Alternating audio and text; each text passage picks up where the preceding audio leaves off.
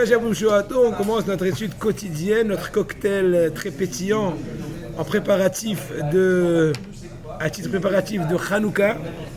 Nous étudions tout d'abord la Torah de Rabbi Chaim Kanievski dans les sentiers de la droiture au Chot Yosher, 19e chapitre, qui parle sur les midot, les vertus. Les midot, c'est le travail de toute notre vie.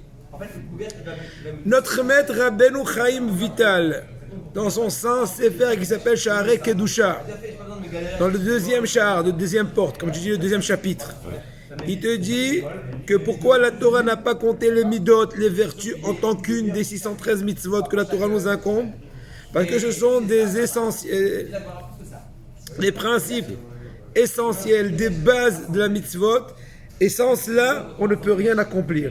C'est comme si tu dis, pourquoi tu n'as pas compté les bases? Mais les bases, ça va de soi. Les 613 sont déjà, comment dirais-je, certaines dérivées, certaines conséquences des bases. Donc les bases, ça va de soi. Je compte que les 613 qui sont déjà les détails des bases. Donc les midot, c'est pas parce qu'ils ne sont pas mentionnés qu'ils ne sont pas importantes. Ils sont trop importantes, ou à la rigueur trop évidentes, qu'il n'y a même pas besoin de les faire rentrer dans le compte des 613 613 mitzvot. À Botaï, on a trouvé effectivement d'ailleurs dans la Torah quand même quelques interdictions par rapport à ce qui est en rapport avec les midot, avec les vertus. Comme ce qui est marqué dans la Gemara Masechet Sotah Daf Amoud Aleph. D'où apprend-on l'interdiction d'être orgueilleux? Et dit la Gemara là-bas, et bien c'est parce que c'est marqué dans le Passouk. Fais attention que ton cœur risquerait de se surélever, de se gonfler, et tu oublieras l'Éternel. Ou d'autres choses, une autre source qui interdit l'orgueil. Fais attention à toi, de peur que tu as oublié ton Éternel, etc. En d'autres mots, quand on est orgueilleux, on oublie Hachem, on oublie que c'est lui qui donne tout, c'est lui le générateur de tout, c'est lui la raison d'existence à tout instant. Dans le Sifri, Parashat Masay, c'est marqué, le Tahnifot Haaretz. C'est quoi le Tahnifot Haaretz, traduction littérale? On n'a pas le droit de faire des flatteries interdites. Ou en d'autres mots, on n'a pas le droit de se comporter de telle façon qu'on flatte de façon, comment dirais-je, non justifiée. Et bien de là, on apprend que on n'a pas le droit de flatter, par exemple, les fauteurs. Gemara Sanhedrin Kufiyud Amoud Aleph, 110 folio A. Et c'est juste la Gemara là-bas. Tout celui qui maintient la mahloket. Il a la tête dure. Non, je veux tenir. Non. Et pour l'honneur, pour la forme, pour ne pas annuler ma première parole, pour mettre en évidence mon avis, j'ai dit, d'où on apprend que c'est interdit de tenir tête dans la dispute, et qu'une personne qui tient tête est en train de transgresser une interdiction de la Torah, c'est pas moi qui a mangé du hazir, hazir shalom, ou tout autre nevelat, refash, katsim, ramassim, velo yé kekor avadat. La Torah t'a dit, il ne faut pas être comme Korah et sa tribu qui ont tenu tête à Moshe. Ils n'ont pas voulu reconnaître la vérité, Rabotai. Il faut savoir que quand une personne commence à trébucher, il lui envoie des signes. S'il est assez sage, il a assez de mérite, il comprend, il se retient, il fait marche arrière, c'est pas grave. Il n'y a pas d'interdiction. Modim de Rabbanan Aïnou Shif'ayou, nos sages nous disent que le modim de Rabbanan Aïnou Shif'ayou, en d'autres mots, la Gemara dit dans Masechet Brachot, pourquoi on ne mentionne pas l'éloge des Achamim? Nos sages disent non, modim de Rabbanan, le modim de Rabbanan qu'on fait dans le Hazara, modimana, Hanoulash, Hashem Elokenu, c'est ça leur mérite, leur sheva, les éloges qu'on veut à Achamim, ils ont mis. Mais de façon allusionnaire, on explique Modim de Rabbanan Aïnou Shif'ayou que quoi? Que quand tu sais baisser ta tête, c'est ça ton éloge. C'est la personne qui est la plus forte, c'est qui sait reconnaître son erreur. C'est pas une personne qui sait tenir tête, qui sait se faire entendre, qui sait faire passer son mot. Si tu es humble, Akadosh Baruch Hu fera en sorte que ta parole sera acceptée automatiquement. Et si tu es orgueilleux et têtu, en général, les gens vont, pas en général, automatiquement, les gens vont repousser tous tes propos et vont pas te supporter. Azve Shalom. La Gemara Masechet Ketubot, même avant d'aller mentionner, interdiction de celui qui sort une mauvaise opinion, une mauvaise parole sur son prochain. Nous on apprend ça. Lo telech rachil be'amecha. Tu n'as pas le droit de colporter. Dans Yerushalmi. Aïe. Good morning. Yerushalmi. Dans Yerushalmi, au début de Masechet PA, qu'est-ce qu'il a mentionné là-bas? que c'est une interdiction, d'où on apprend l'interdiction de parler de la médisance, et bien le terachil be'amecha, tu parles de colporter, le passage qui parle en question de rechilut. Le Ramban, le Nahmanide, Rabbeinu Moshe ben Nahman, nous dit, c'est pas qu'on a pas ça de Kedoshim.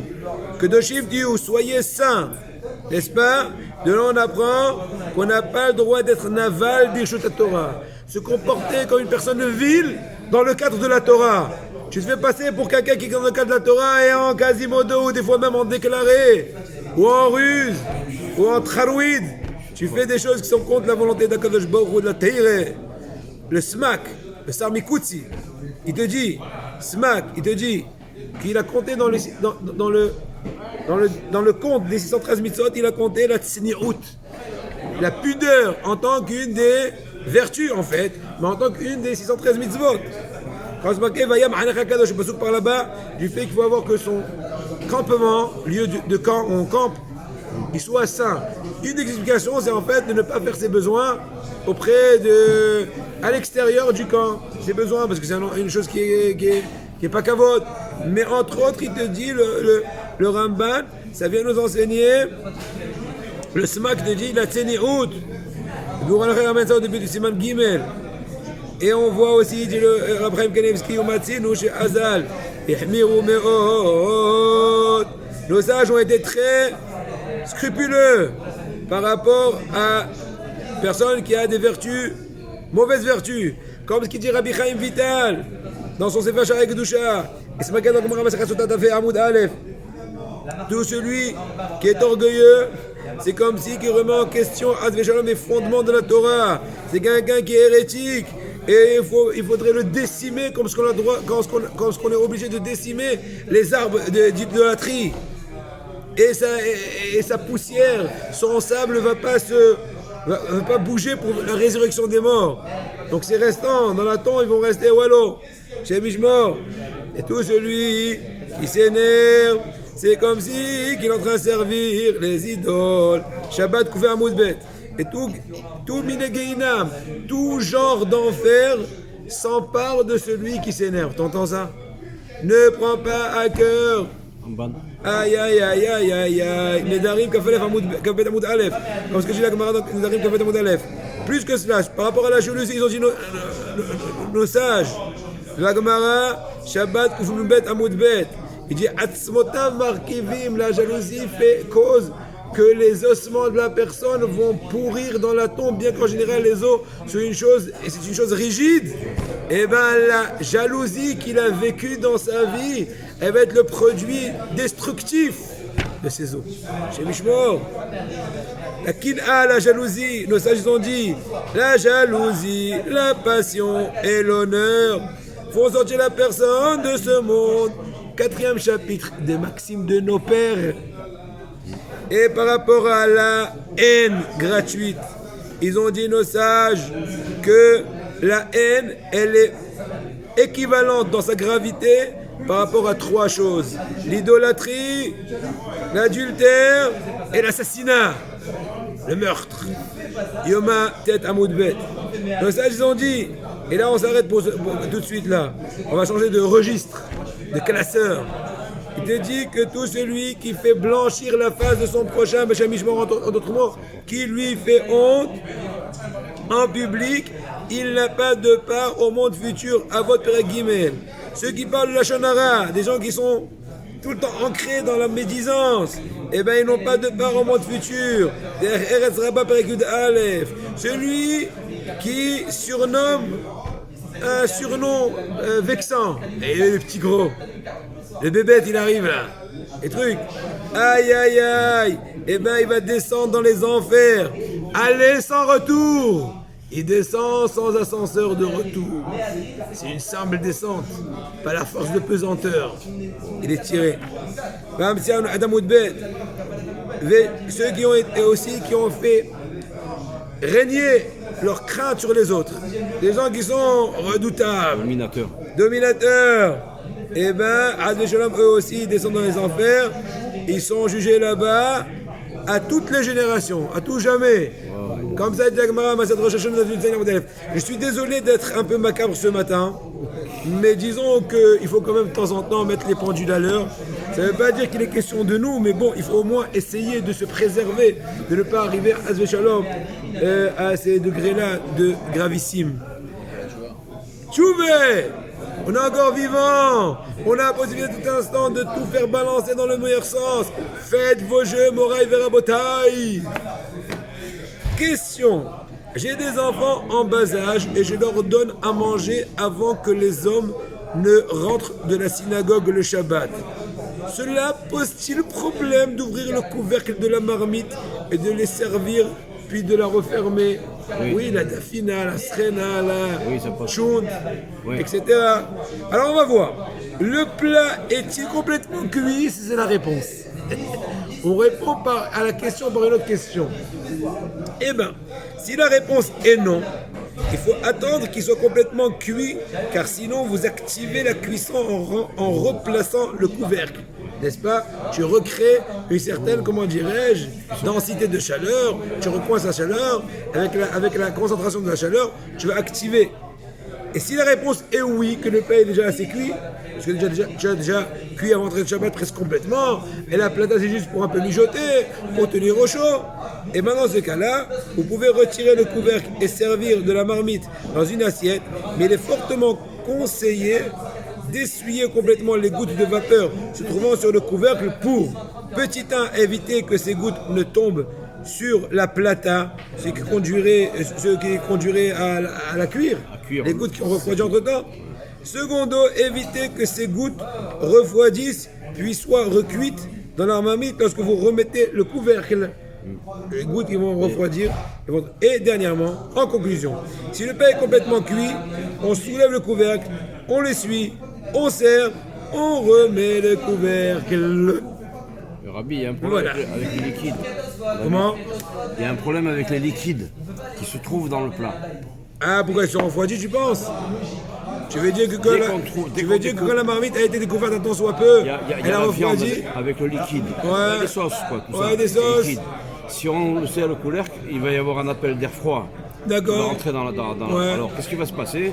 Il va y avoir différentes températures. On va réchauffer encore le liquide.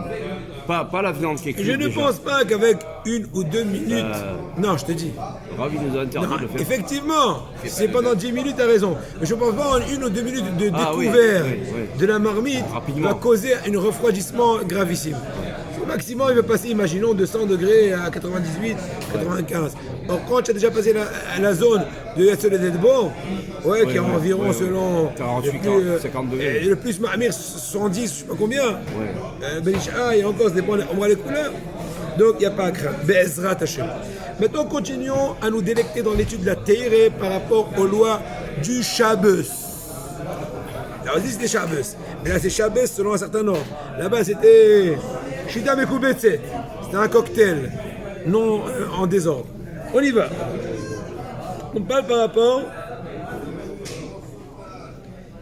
On parle toujours par rapport à l'interdiction de préparer pendant le Shabbat pour l'intérêt d'un jour férié. N'est-ce pas? D'un jour férié. D'un jour ordinaire. Un jour Shol.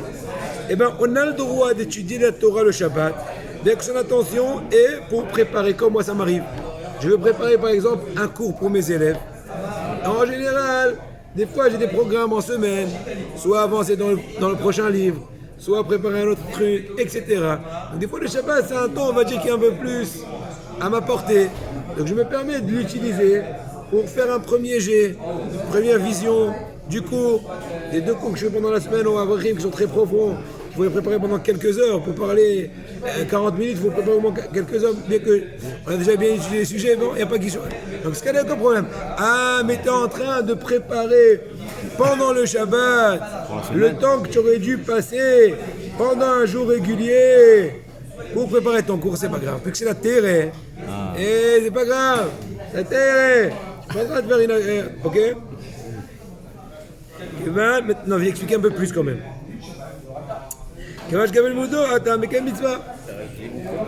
Comment? Voilà. Est-ce que c'est pas... Par exemple, faire la vaisselle. Anticiper la vaisselle du samedi soir, le samedi après-midi, tu es en train de te faciliter la tâche au compte du Shabbat pour être plus libre. Le Motsei Shabbat, c'est interdit. C'est un zilzoul. Tu es en train de faire honte au Shabbat. C'est devenu un peu de secours. C'est un problème. Mais quand tu dis, mais non, de toute façon, je dois étudier, n'est-ce pas? Ah, la Torah. Eh bien, je vais étudier ça et pas ça. De même, je m'aurais pas fait de remarque, j'aurais lu le Midrash raconte. Et bien maintenant, c'est pas le Midrash raconte, c'est la Lacha raconte. Ça fait un chiot. Et donc, il se trouvait que ça me rend service, parce qu'en même temps, c'est le cours. Tant mieux. D'accord? C'est pas en français joindre l'utile à l'agréable. Alken, mutar lenaer bar mitzvah. Autre exemple. Un jeune bar mitzvah, il veut préparer le discours de la bar mitzvah Shabbat, il n'y a pas de problème. Ah, mais tu peux le faire en jour régulier. Oui, mais maintenant j'ai un petit creux. C'est un devoir Torah. Et à la rigueur, ça me soulagerait un peu plus. Parce qu'en semaine, je suis un peu trop métro boulot bobo. Métro boulot dodo. Bon, voilà. On a aussi le droit de préparer Shabbat, la lecture de la Torah. Ou un cours que tu vas préparer pour la semaine pour tes élèves. On a le droit aussi de réviser son étude pendant Shabbat. Par exemple, les lois de cacheroute, de cuisine, les Shabbat, les lois de Shabbat, etc. Pour préparer, par exemple, tu as un examen. Et tu veux réviser les lois de l'examen que tu auras d'ici 2-3 jours. Ah, Shabbat, il n'y a pas de problème. Ce sont ces de l'étude. Encore une fois, joindre l'utile à l'agréable. Les amènes Torah. Comment? Les amènes Torah. Oui, bien sûr. Bien sûr. À la fin de l'étude, il faut remettre les livres à leur endroit. Et tu es en train de les... Ah, il n'est pas là. Heureusement qu'il n'est pas là. Il va te dire, tu vois, c'est marqué. Tu vois. J'ai ramassé ce matin. Ah, c'est vrai? Ouais. C'est belle habitude. C'est marqué, je vais te dire un exemple, tu vas comprendre. C'est marqué qu'Am Israël, quand ils ont fauté dans le veau d'or, n'est-ce pas? Donc il y a eu le décret Hachem Ishmor, il y a se marqué dans le sage qu'il n'y a pas une difficulté qui nous arrive jusqu'à maintenant, jusqu'à la fin des temps, que ce n'est pas une partie du paiement du veau d'or. Une partie du paiement, elle est à très longue échéance. Et par ailleurs, c'est marqué que de par la mitzvah, il y a une autre mitzvah qui s'appelle brûler ensemble, je concentre un paradoum à la vache rousse. Nos sages ont fait une juxtaposition entre les choses, un rapproche. Tavo para vetenaket soad bena. Elle va venir la vache et elle va nettoyer la saleté ou les excréments du veau. Donc en d'autres mots, la Gemara a dit, c'est comme l'exemple d'un roi. Un petit gamin il est rentré au palais, il a sali partout. Eh bien sa maman elle se courbe, je m'excuse, votre honneur, votre altesse, et elle nettoie. Donc là aussi, la paradouma qui est en l'occurrence une vache, la maman du veau, elle est venue expier. Ça c'est le machal. Le nimshal, vous l'avez compris. C'est-à-dire que les autres font des pots cassés et il y a un payeur. Bien qu'il n'y a aucun rapport, vous avez compris. En tout cas, ce matin, j'ai fait le boulot. Tu dirais cette rachat. Bon, c'est sûr qu'il n'y a pas de souci, il n'y a pas aucun doute. C'est sûr qu'il faut un minimum de politesse, de correction, d'honneur vis-à-vis des livres de Kodesh, de les remettre en place. Mais il y a aussi une autre mitzvah qui s'appelle Kaf Zerut. C'est quoi Kaf Zerut? Jugez positivement. Vous voyez une personne, elle a dû quitter le Beth Midrash en catastrophe. Ou elle est fatiguée, ou elle a oublié. Je suis en train de faire un drasha. C'est marqué quand on fait une drasha, on ne pose pas de questions sur le drasha. On continue. On finit encore deux petites halachot pour passer à un nouveau registre. C'est une mitzvah de ranger les bouilles. Bien sûr, c'est une mitzvah. C'est une chova. Srout. Chova, j'ai ma srout. On n'a pas le droit de préparer, de mettre en page le Sefer Torah pendant le Shabbat pour le Shabbat d'après. Ah oui. N'est-ce pas? Et pour le Shabbat. Ou pour Rosh Chodesh qui va venir. Ou pour la fête qui va venir. N'est-ce pas? En semaine, il y aura la fête qui va tomber. Alors, Shabbat, je prépare le Sefer Torah. Pas le droit. Mais le jour de Shabbat, s'il n'est pas à la... Shabbat pour Shabbat, c'est sûr que c'est bon. Ouais, il faut le préparer avant. Ouais. Ça va utiliser sur le... Vous entendez? Oula, vous entendez? Un truc sympathique. À Mincha de Shabbat, on lit la paracha prochaine. Après avoir fini de lire, tu peux faire un semi-marche arrière pour qu'il soit à la page pour le lundi qui va venir. Oui, parce que apparemment l'action est négligeable. Il n'y a pas beaucoup. Combien déjà? Au maximum une colonne. Au maximum. Donc c'est négligeable, donc il n'y a pas de problème. N'est-ce pas? Pour finir cette halakha,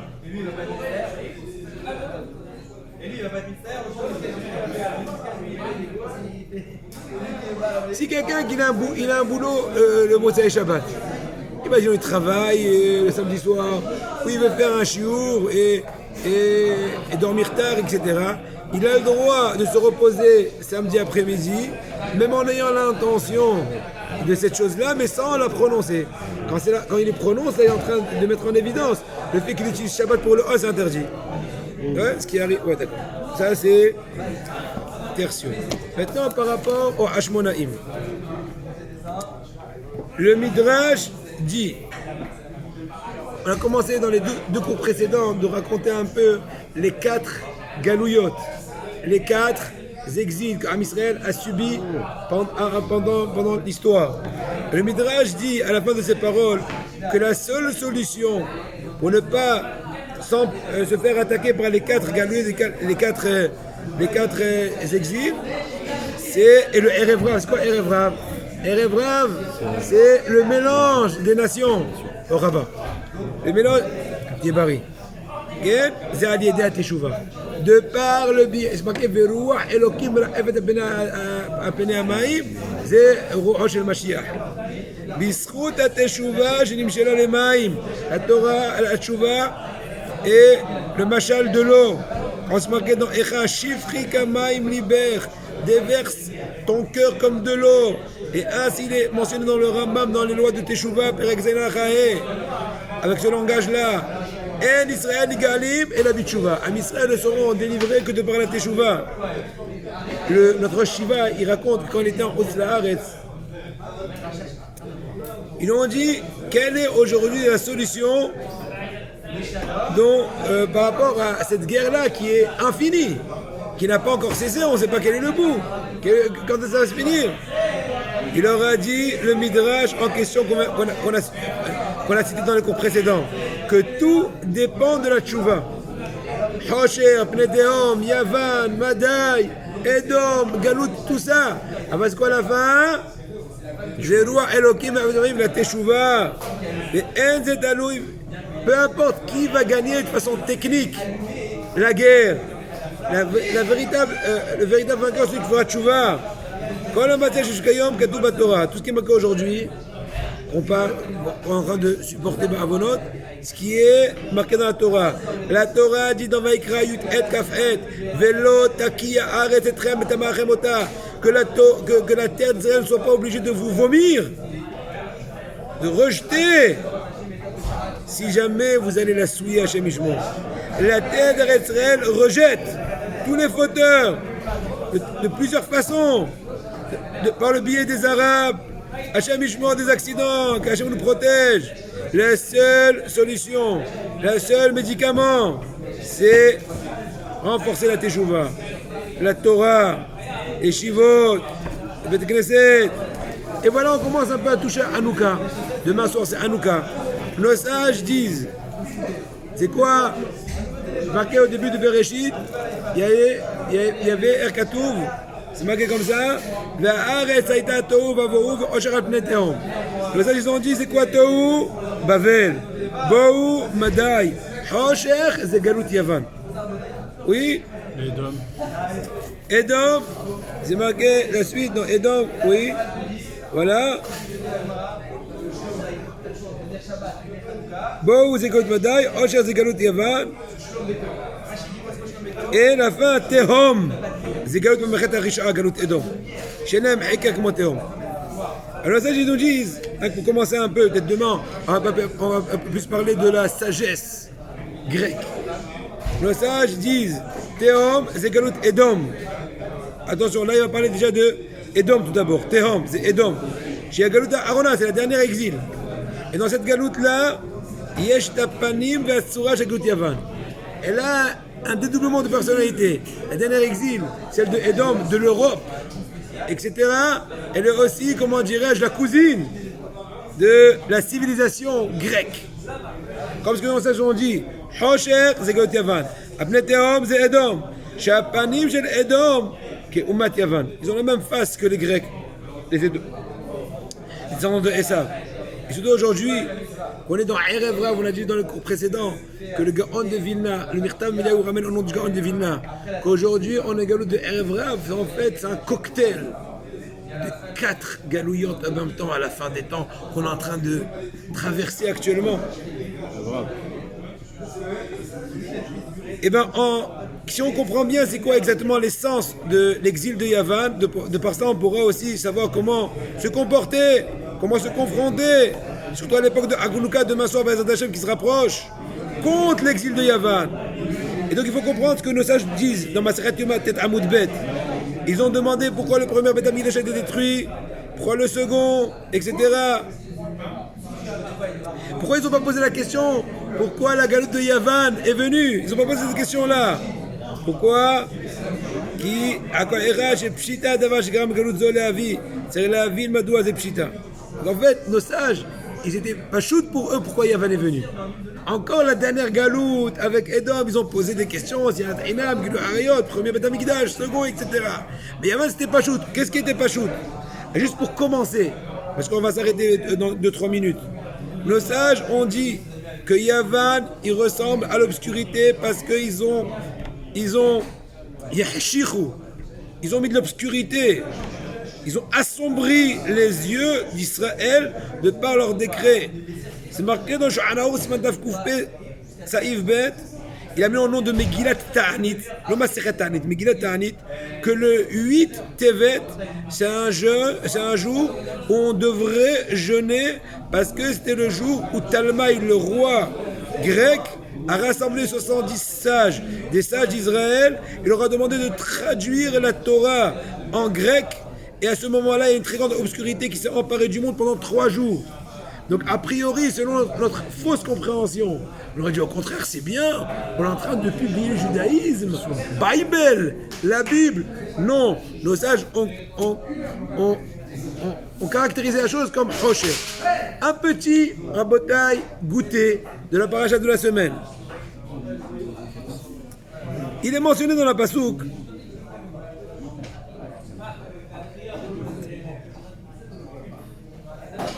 Une seconde. Yosef, il a eu 2 enfants. Il est raconté dans la paracha Miketsano. Il a eu 2 enfants, Ménaché et Ephraim, n'est-ce pas? C'est marqué Vaikra Yosef Shema Bechor Ménaché, qui Nashani Elohim. Traduction, il a pris le premier-né Ménaché, parce que le mot Ménaché c'est aussi Nashani. Nashani c'est comme en arabe, Insani. C'est quoi? Il m'a fait oublier. Il m'a fait oublier toute mon amertume, toutes les épopées que j'ai passées, tous les épisodes difficiles, n'est-ce pas, moi Yosef, en prison, recherché par ses frères, etc. Ah, comment il a dit? Ki Nashani Elokim. Matam lo katuv ki amar Nashani Elokim, comme je me etzel kol hashvatim shenoldu. Parce que dans tous les shvatim, c'est marqué Ki Amar, parce qu'il a dit. Donc il a appelé, il a prénommé comme ça, le prénom. Là c'est pas marqué Ki Amar, c'est marqué Vaikra Yosef Shema Bechor Ménaché, Ki Nashani Elokim. Il a dit Ki Amar, parce qu'il s'est dit, oh ça me fait oublier, Ménaché, Nashani. Il a dit un truc extraordinaire. Chez Yosef Nishba le Paro, chez Olo Yigale, chez Yodea, la Shana Kodesh. והמילה נשני בלשון הקודש, לכן לא אמר זאת לאחרים. Donc incroyable. Ça veut dire que on sait très bien, comme ça dit le Meshach Horma, le Rav de Dvinsk, le Meshach Horma, Baal Or Sameach, Rabbi Mir Simcha Dvinsk. Il te dit parce que Yosef avait fait un serment, n'est-ce pas, à Pharaon, de ne pas dévoiler qui connaissait une langue supplémentaire vis-à-vis des pharaons. L'ange Gabriel est venu la veille de sa rencontre avec Pharaon, il lui a appris 110 langues. Et quand il arrivait à la dernière marge, il a dit j'ai encore un autre. Je lui ai dit what do you say? Il a dit ma shlomcha. Il dit ouais la boule là. Vas-y la shlomcha. Paro, il a dit ça? Ouais.